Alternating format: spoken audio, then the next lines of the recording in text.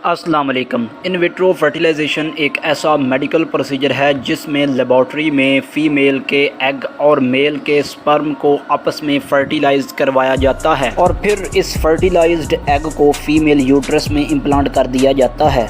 IVF यानी कि in vitro fertilisation की ज़रूरत उन कपल्स को पड़ती है जिनमें से एक फ़र्द को फर्टिलिटी प्रॉब्लम हो, जैसा कि एक ऐसी औरत जिसकी उम्र 40 साल से अबव हो गई हो तो इसकी फर्टिलाइजेशन के चांसेस बहुत कम होते हैं।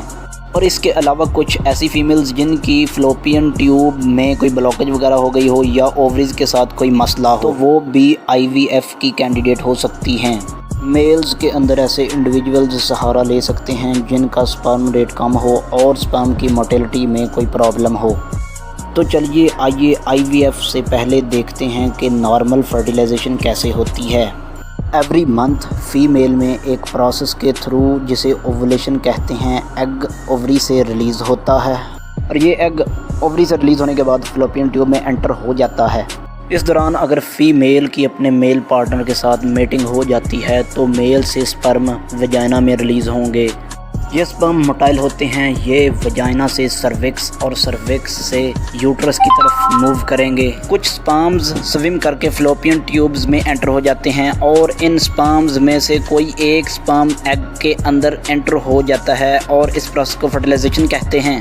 अब ये फर्टिलाइज्ड एग फ्लोपियन ट्यूब से ट्रैवल होता हुआ यूट्रस की एंडोमेट्रियम लाइनिंग के साथ आकर अटैच हो जाता है और वहाँ ग्रो करने लगता है। जैसा कि हमने पहले डिस्कस कर लिया है कि कुछ कपल्स में कुछ वजूहात की वजह से नेचुरल फर्टिलाइजेशन का प्रोसेस डिस्टर्ब हो जाता है तो फिर ऐसे कपल्स IVF यानी कि इन विट्रो फर्टिलाइजेशन का सहारा लेते हैं। तो आइए देखते हैं कि IVF कैसे परफॉर्म की जाती है। IVF का प्रोसेस 5 स्टेप में कंप्लीट होता है। Step number 1 stimulation. नॉर्मली आम फीमेल में हर एवरी मंथ एक एग ओवरी से रिलीज़ होता है, जबकि IVF के लिए हमें मल्टीपल एग्स की ज़रूरत पड़ती है। तो इसके लिए हम फीमेल्स को फर्टिलिटी ड्रग्स देते हैं जिसकी वजह से मल्टीपल एग्स डेवलप होते हैं। मल्टीपल एग्स इसलिए यूज़ किए जाते हैं ताकि वाइबल एम्ब्रियो की डेवलपमेंट के चांसेस बढ़ सकें। Step number 2 egg retrieval. इस स्टेप में सर्जिकल प्रोसेस के थ्रू फीमेल से मैच्योर एग्स को बाहर निकाल लिया जाता है।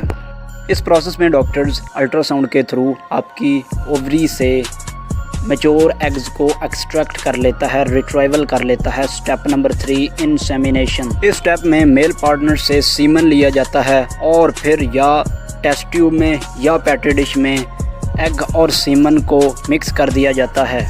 इस प्रोसेस के थ्रू फर्टिलाइजेशन हो जाती है, यानी स्पर्म एग के अंदर दाखिल हो जाता है। अगर पेट्री डिश या टेस्ट ट्यूब में फर्टिलाइजेशन ना हो तो फिर एक ट्यूब की मदद से एग के अंदर स्पर्म को इंजेक्ट कर दिया जाता है। Step number 4 embryo culture.